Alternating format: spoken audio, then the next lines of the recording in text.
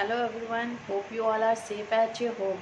Today I am going to start with the fifth chapter of our Moments book. The name of our chapter is The Happy Prince. In this story The Happy Prince, जो happy Prince होता है वो कोई living being नहीं होता है, बल्कि वो एक स्टैचू होता है। ये बताया जाता है कि कंट्री साइड पे कंट्री साइड के कॉलम पे एक बहुत ही ऊंचाई वाले प्लेस पे एक स्टैचू बनाई गई रहती है हैप्पी प्रिंस की। ये जो हैप्पी प्रिंस होता है उसकी जो आइज़ होती है वो सेफायर्स मीन्स नीलम, एक बहुत एक्सपेंसिव स्टोन होता है उसकी बनी हुई होती हैं। एंड इसने जो अपने हाथ में स्वॉर्ड पकड़ी हुई है, तलवार ली हुई है, उसमें रूबी रूबी एक पत्थर होता है वो लगा हुआ होता है। एंड इसकी जो पूरी बॉडी होती है वो गोल्ड की बनी हुई होती है। ओके, एंड बट फिर भी इस स्टोरी में ये बताया जाता है कि ये जो हैप्पी प्रिंस होता है वो इन सब चीज़ों से अलग होना चाहता है। अब क्यों अलग होना चाहता है, यही सारी चीज़ें हमें इस स्टोरी में डिटेल में बताई गई हैं। तो ये स्टोरी स्टार्ट होती है जहाँ पे एक स्वेलो होती है। Swallow, we know that it is a type of a bird. तो स्वेलो फ्लाई कर रही होती है, वो इजिप्ट की ओर जा रही होती है। इजिप्ट क्यों जा रही होती है, वो उस इजिप्ट में उसकी सारी फ्रेंड्स स्वेलो जो होती हैं वो 6 वीक्स पहले ही जा चुकी रहती हैं। बट उस टाइम इस स्वेलो बर्ड का मन नहीं होता है वहाँ जाने का, और बट अब वो सोचती है कि मैं यहाँ अकेले रुक के क्या करूँगी, मुझे भी इजिप्ट चले जाना चाहिए। तो इसलिए ये जो स्वेलो रहती है वो इजिप्ट की ओर फ्लाई करती है। तो पूरा दिन फ्लाई करने के बाद, पूरे दिन उड़ने के बाद वो जब रात में बहुत थक जाती है तो वो सोचती है उसे थोड़ा रेस्ट कर लेना चाहिए। रेस्ट करने के लिए वो स्टैचू, ये जो द हैप्पी प्रिंस का स्टैचू है उसी के पास आती है। वो सोचती है कि बहुत अच्छी प्लेस है रेस्ट करने के लिए, और वहाँ हवा भी बहुत अच्छी चल रही होती है। तो वो सोचती है मैं यहीं रुक के रेस्ट कर लेती हूँ। तो वो जो स्वेलो होती है वो हैप्पी प्रिंस के पैरों के पास जाके रेस्ट करने लगती है, वहाँ बैठ जाती है। और उसे वो प्लेस इतनी अच्छी लगती है, वो कहती है कि वाओ, ये तो मेरे गोल्डन बेडरूम के जैसा हो गया है। बट जैसे ही वो ये सोचते सोचते खुश होके सोने जाती ही है, तब तक उसके ऊपर वाटर की एक ड्रॉप की जैसे कुछ गिरता है। तो वो ऊपर आसमान में देखती है, उसे ना तो बादल दिखाई देते और ना ही बारिश हो रही होती है। तब तक वो ये देखती ही है तब तक कि अचानक से उसके ऊपर दूसरी वाटर ड्रॉप गिरती है। तो जब दूसरी वाटर ड्रॉप गिरती है तो वो कहती है कि ये तो बहुत बेकार सी जगह है, ये स्टैचू बहुत बेकार है, मुझे ये बारिश से भी नहीं बचा पा रही है। और वो यही सोचती है और कहती है कि मुझे यहाँ से उड़ जाना चाहिए, कहीं और जाके रेस्ट करना चाहिए। तो ये सोचते सोचते वो जैसे ही उड़ती है और उड़ के फ्लाई करके वो जैसे ही हैप्पी प्रिंस के फेस के पास पहुंचती है तो वो देखती है कि वो जो वाटर ड्रॉप्स गिर रही थी उसके ऊपर, वो कोई बारिश नहीं थी, बारिश की बूंद नहीं थी, बारिश का पानी नहीं था, बल्कि वो वाटर ड्रॉप कहाँ से गिर रहा था, हैप्पी प्रिंस के आईज से बह रही थी वो वाटर ड्रॉप्स।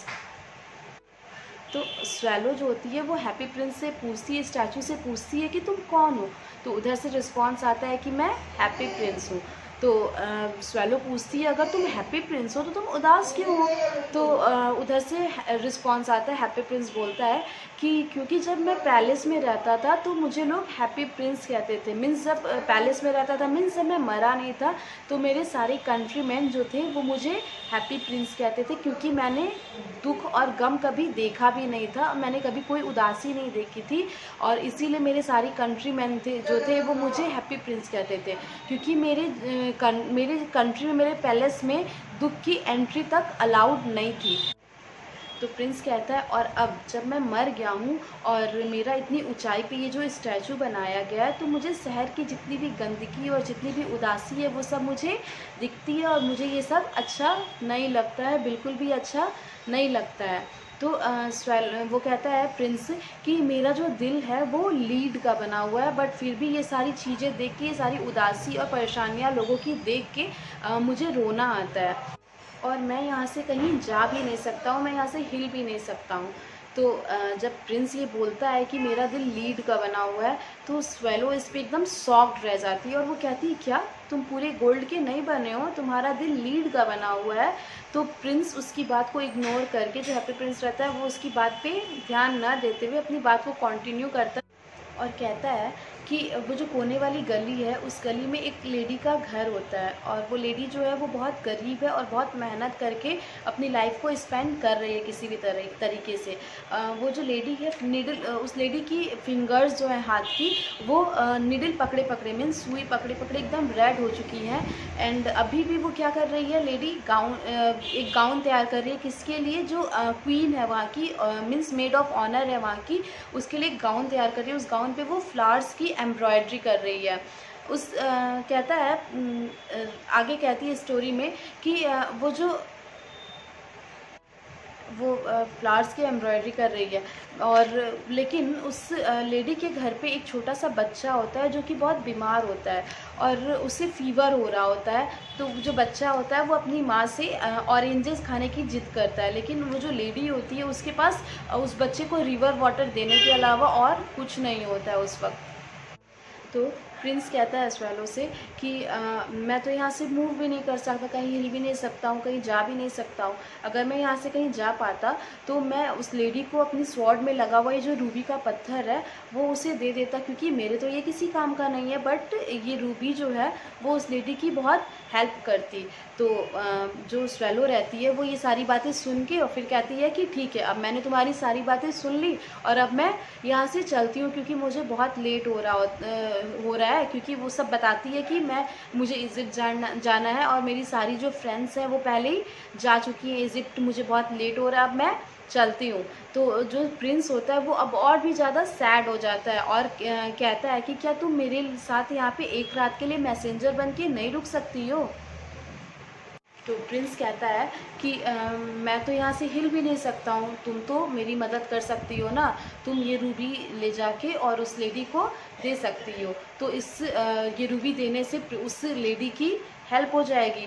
तो वो स्वैलो कहती है कि नहीं नहीं, मुझे तो बहुत लेट हो रहा है और मैं इन सब चक्करों में बिल्कुल भी नहीं पड़ सकती हूँ, तुम देख लो तुम्हें कैसे मैनेज करना है, मैं यहाँ से जा रही हूँ। तो वो जो प्रिंस होता है वो और भी ज़्यादा सैड हो जाता है। तो वो जो स्वैलो होती है वो प्रिंस का और भी ज़्यादा सैड फेस देख के कहती है कि ओके ओके चलो ठीक है, मैं एक रात के लिए तुम्हारे साथ मैसेंजर बन के रुक जाती हूँ और तुम्हारी हेल्प कर देती हूँ। और मीन्स तुम्हारी हेल्प किस चीज़ में कर देती हूँ, वो स्टोन ले जाके उस लेडी को देने में तुम्हारी हेल्प कर देती हूँ, अब तुम खुश हो जाओ।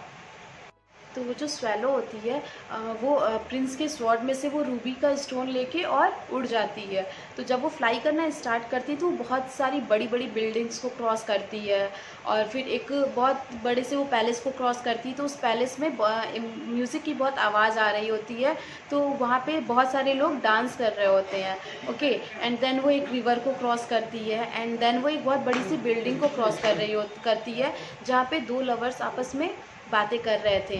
वो उन दोनों में एक जो लड़की रहती है वो वही क्वीन रहती है जिसके लिए वो पुअर लेडी गाउन तैयार कर रही होती है। और वो जो क्वीन होती है वो उसी गाउन के बारे में ही बात करती है अपने लवर से। कहती है कि मुझे तो बहुत डर लग रहा है कि मेरी ड्रेस को वो लेडी टाइम पे तैयार कर पाएगी कि नहीं कर पाएगी। फिर वो जो क्वीन रहती है वो कहती है कि मैंने अपने गाउन के लिए, अपने ड्रेस के लिए बहुत सुंदर सुंदर फ्लावर्स ला के दिए हैं उस लेडी को, बट मुझे बहुत डर लग रहा है कि वो ऑन टाइम प्रिपेयर होगा या नहीं होगा, क्योंकि ये लोग जो होते हैं वो बहुत लेज़ी होते हैं और ये लोग किसी का काम टाइम पे पूरा नहीं करते हैं, तो मुझे बहुत डर लग रहा है। तो स्वैलो जो होती है वो इन सारी बातों को सुन के और फिर आगे फ्लाई करती है। एंड देन वो स्वैलो जो होती है वो उस लेडी के घर पहुंच जाती है। तो जब वो उस लेडी के घर पहुंचती है तो देखती है कि वो जो लेडी होती है वो सो रही होती है। तो स्वैलो क्या करती है, वो जो रूबी रहता है वो रूबी उस लेडी के हेड के पास रख के और अपने फेदर्स से उस लेडी के बच्चे को अपना थोड़ा सा लव शो करती है और अपने फेदर्स को हिला के उसे हवा देती है और फिर वहाँ से उड़ जाती है। और जब रिटर्न होती है वो वहाँ से तो रिवर में फिर वो नहाती भी है।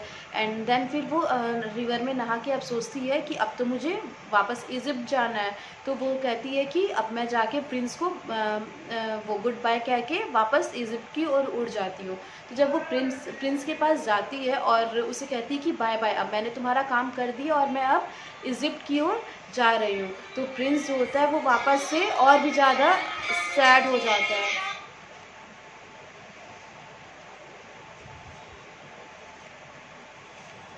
हम तुम लोग को सिर्फ बजाने के लिए कहे हैं, हम तुमको ये नहीं कहे कि मारो यहाँ लेके आ जाओ।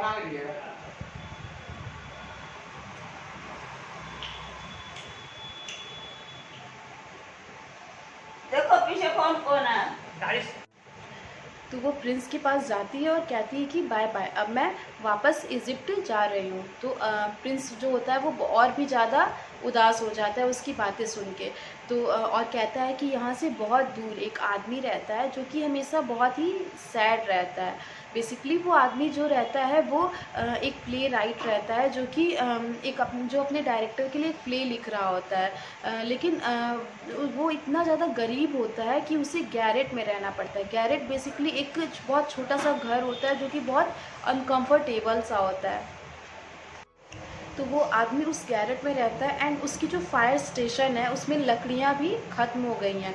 तो उसे बहुत ठंड लग रही है और चूँकि उसने कुछ खाया भी नहीं, वो भूख के मारे क्या हो गया, बेहोश हो गया है। तो जो प्रिंस रहता है वो कहता है कि क्या तुम मेरी एक रात के लिए यहाँ रुक के और मदद कर सकती हो, मीन्स तो क्या तुम यहाँ पे एक रात और रुक सकती हो। और मेरी आइज़ में ये जो नीलम का पत्थर लगा है वो बताता है उसे कि ये कितना ज़्यादा एक्सपेंसिव है और ये कहाँ से आया था, कैसे कैसे, और इससे उस सैड आदमी की, उस प्ले राइट की हेल्प हो सकती है। तो वो बताता है, बोलता है कि क्या तुम मेरी मदद कर सकती हो और तुम ये नीलम जो स्टोन है उसे निकाल के और उस आदमी को दे आओ।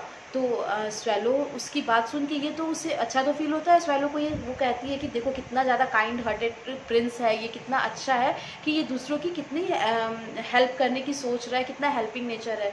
बट वो ये कहती है कि लेकिन मैं तुम्हारी आइज़ से ये स्टोन कैसे निकालूँ, मैं तुम्हारी आइज़ से ये स्टोन नहीं निकाल सकती हूँ। बट जो प्रिंस रहता है वो कहता है कि प्लीज़ स्वेलो, मैं तुमसे जो कह रहा हूँ मेरी बात को मान लो और मेरी हेल्प कर दो।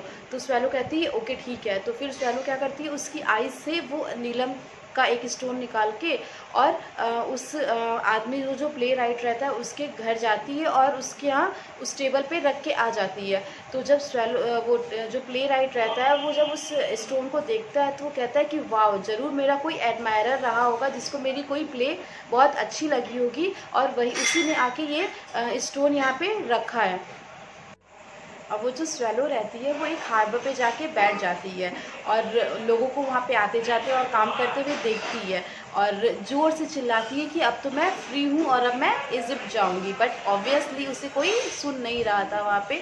और वो उस टाइम फिर क्या करती है, सोचती है कि अब मुझे यहाँ पे कोई सुन तो रहा नहीं है तो मैं चलो प्रिंस को ही जाके बताती हूँ कि मैं अब जा रही हूँ इजिप्ट। तो प्रिंस के पास जाती है और कहती है कि बाय बाय, अब मैंने तुम्हारा सारा काम कर दिया, तुम्हारी हेल्प कर दी और अब मैं इजिप्ट जा रही हूँ। तो प्रिंस फिर से वहाँ पे उदास हो जाता है वापस से और कहता है कि वो देखो सामने एक छोटी सी, नीचे एक छोटी सी बच्ची है जो कि मैचस्टिक बेच बेच के अर्न कर रही है, कमाती है, लेकिन उसकी जो जितनी भी मैचस्टिक्स हैं वो सब नीचे गिर गई हैं और वो जो छोटी सी बच्ची है उसकी सारी मैचस्टिक्स नीचे गिर के सब नाली में चली गई है। तो वो कहता है प्रिंस कि अब आज वो बिना अर्न किए जब वो घर जाएगी और उसके फादर को जब ये पता चलेगा कि आज उसने कुछ कमाई नहीं की और उसने सारी मैचस्टिक्स को नाली में गिरा दिया है तो उसे बहुत मार पड़ेगी। तो इस वजह से वो प्रिंस कहता है स्वेलो से कि तुम एक काम करो, मेरी हेल्प कर दो छोटी सी, कि मेरी जो दूसरी आँख में ये जो नीलम का पत्थर लगा है ये निकाल के तुम उस छोटी सी बच्ची के को दे आओ। तो वो जो स्वेलो रहती है वो एकदम सॉफ्ट रह जाती है और कहती है ये क्या बात कर रहे हो, अब मैं तुम्हारी दूसरी आँख का भी अगर स्टोन निकाल लूँगी तो तुम देखोगे कैसे, तुम तो अंधे हो जाओगे। तो वो प्रिंस जो रहता है वो कहता है कि तुम प्लीज़ मेरी हेल्प करो, मैं तुमसे जो भी कह रहा हूँ तुम उसे मानो और प्लीज़ ये जो पत्थर है वो उस छोटी सी बच्ची के हाथ में दे दो। तो वो जो स्वेलो रहती है वो उस प्रिंस की आँख, दूसरी आँख से भी वो स्टोन निकालती है और उस फ्लाई करती हुई उस छोटी सी बच्ची के पास जाती है और उसके हाथ में वो स्टोन दे देती है। तो फिर वो जो छोटी सी बच्ची रहती है वो बहुत खुश हो जाती है वो स्टोन को देख के और एक्साइटमेंट के मारे वो जल्दी से अपने घर चली जाती है। तो फिर जो स्वेलो रहती है वो वापस से उड़ के प्रिंस के पास आती है और कहती है कि मैंने उस बच्ची की हेल्प कर दी। तो प्रिंस कहता है ठीक है अब तुम इजिप्ट जा सकती हो। तो वो कहती है कि नहीं अब मैं इजिप्ट नहीं जाऊँगी, अब मैं तुम्हारे पास ही रहूँगी, तुम्हारे साथ ही रहूँगी, क्योंकि अब तो तुम्हारी दोनों आइज़ भी चली गई, तुम अंधे हो गए हो, तुम देख भी नहीं सकते हो, तो मैं तुम्हारे साथ ही रहूँगी और तुम्हारी हेल्प करूँगी। तो प्रिंस कहता है अरे नहीं नहीं, प्रिंस मीन्स उसे कहता है कि तुम इजिप्ट होके आओ, तुम इजिप्ट जा सकती हो। लेकिन वो जो स्वेलो रहती है वो वहाँ से नहीं जाती है और फिर वो उसी के साथ रहती है। तो वो वहाँ पे उससे रुक के प्रिंस को बताती है कि कैसे कैसे जब वो गई थी उस बच्ची को पत्थर देने तो उसने रास्ते में क्या क्या देखा था फ्लाई करते वक्त, और वो सारी चीज़ें वो उसे बताती है। तो जो प्रिंस रहता है वो सारी बातें बताती है कि उसने क्या क्या सुना था, बीच में क्या क्या देखा था, वो सब कुछ बताती है। तो प्रिंस जो रहता है वो कहता है कि देखो मेन मिस्ट्री क्या है, जो मेन मिस्ट्री जो है वो सॉरो है। तो प्रिंस जो है वो स्वेलो से कहता है कि देखो मेन मिस्ट्री जो है वो सॉरो है, सॉरो मीन्स दुख है। तो तुम जाओ और देख के आओ कि इस दुनिया मीन्स इस सिटी में कौन कौन लोग दुखी हैं, और ये सब चीज़ें देख के तुम आके मुझे बताओ। तो जो स्वेलो रहती है वो कहती है ओके, और वो वहाँ से जाती है और वो चारों ओर फ्लाई करती है और देखती है कि कौन कौन दुखी है, कौन कौन क्या क्या कर रहा है, लोग कैसे कैसे रह रहे हैं। तो आती है उस स्टैचू के पास वापस और कहती है कि मैंने ये मीन्स मुझे ये लगा कि जो रिच पीपल हैं वो बहुत खुश हैं अपने घरों में, और जो पुअर पीपल हैं वो बहुत ज़्यादा सैड रहते हैं। जो पुअर पीपल हैं, जो बेगर्स हैं, वो सब जो है वो उनकी लाइफस्टाइल अच्छी नहीं है, वो अच्छे से सर्वाइव नहीं कर पाते हैं, वो बहुत दुखी रहते हैं, वो बहुत उदास रहते हैं, और जो पुअर्स हैं वो अपने घरों के आगे बैठ के भीख मांग रहे होते हैं।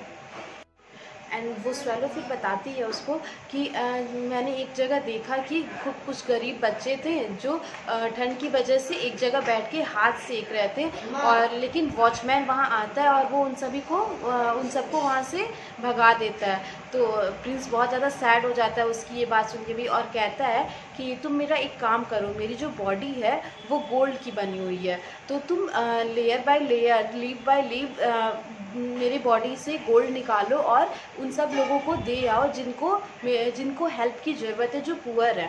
तो क्योंकि जो ह्यूमन बीइंग्स है वो सोचते हैं कि गोल्ड बहुत प्रीसियस होता है, तो और मेरे तो ये कोई काम आएगा नहीं।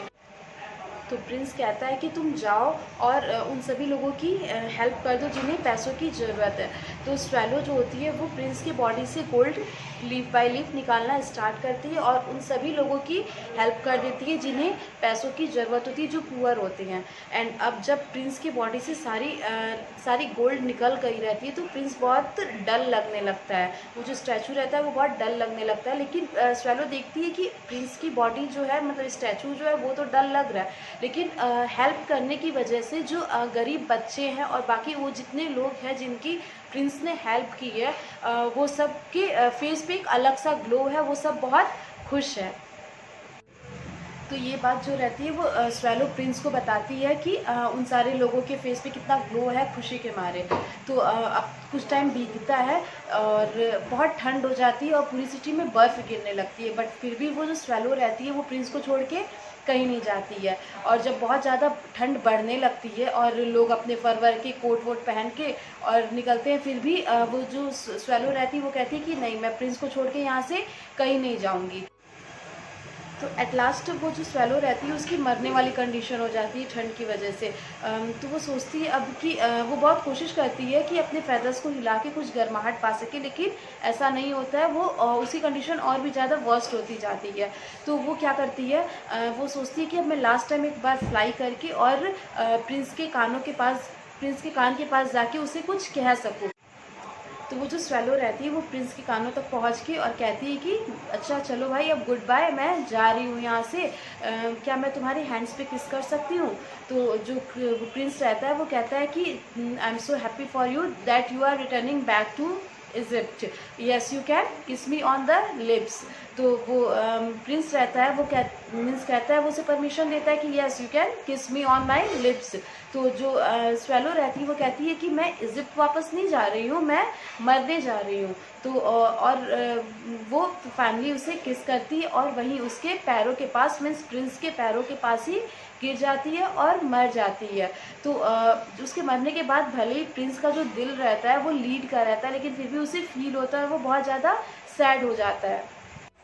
तो इसी तरीके से कुछ टाइम बीतता है तो फिर एक बार एक मेजर जा रहा होता है उस स्टैचू के पास से। तो वो जब स्टैचू को देखता है तो सोचता है कि ये स्टैचू तो एकदम बेगर की तरह लग रहा है, बहुत गंदा सा लग रहा है। तो वो अपने सोल्जर से कहता है कि इस स्टैचू को यहाँ से उतार दो। और वो लोग देखते हैं कि वहाँ पे उस स्टैचू के पैरों के पास में एक बर्ड भी मरी हुई रहती है। तो वो उस स्टैचू को वहाँ से उतरवाता है और वो जो बर्ड रहती है उसको डस्टबिन में फेंकवा देता है। और फिर उसके बाद उस प्रिंस के बॉडी को वो पूरा मेल्ट करवाते हैं। बट उसकी बॉडी को तो वो मेल्ट करवाते हैं, बट उसका जो हार्ट रहता है, जो लेड का बना रहता है, वो मेल्ट नहीं होता है। तो वो लोग सोचते हैं कि चलो अब इस हार्ट को भी हम फेंक देते हैं। तो वो फेंकते हैं उस डस्टबिन में ही जहाँ पे उन्होंने उस बर्ड की डेड बॉडी को फेंका था, वहीं पे वो उसके लेड के हार्ट को भी फेंक देते हैं। तो यहाँ पे वो स्टोरी तो फिनिश हो जाती है, लेकिन लास्ट में एक ऐसे बुक में एक पैरा दे रखा है जिसमें एक स्टेंजा दे रखा है जिसमें ये बताया जाता है कि गॉड अपने एंजल्स को भेजते हैं सिटी में, वर्ल्ड में, कि तुम इस दुनिया की सबसे ज़्यादा दो प्रीशियस चीज़ों को लेके आओ। तो उनके जो गॉड के जो एंजल्स रहते हैं वो उन्हीं दो चीज़ों को लाते हैं। मीन्स डस्टबिन में एक जो बर्ड की डेड बॉडी रहती है उसको, और दूसरा जो उस प्रिंस का लेड का हार्ट था उसे। और गॉड को वो दोनों चीज़ें बहुत ज़्यादा पसंद आती हैं और गॉड कहते हैं कि ये जो बर्ड है वो हर वक्त मेरे पैराडाइज में गाएगी, और ये जो प्रिंस का हार्ट है लेड का बना हुआ वो हर वक्त मेरे गोल्डन पैलेस में रह के मुझे प्रेज करेगा। So here this story ends, and I hope you all have understood this story clearly. And if still you have any doubt regarding this story or this chapter, you can ask me without any hesitation. Okay, so that's all. Thank you, and stay safe, stay at home, wear mask, use sanitizer. That's all. Thank you.